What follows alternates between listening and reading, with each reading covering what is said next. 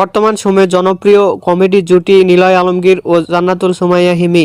দিন দিন বাংলা নাটকের জনপ্রিয়তা বেড়েই চলেছে। সেই ধারাবাহিকতায় আবারও নতুন নাটক নিয়ে হাজির হয়েছেন জনপ্রিয় এই জুটি। নাটকের নাম কেমন বউ চায়। এই নাটকটিতে অভিনয় করেছেন বর্তমান সময়ের আলোচিত অভিনেতা নিলয় আলমগীর ও আলোচিত অভিনেত্রী জান্নাতুল সুমাইয়া হিমি।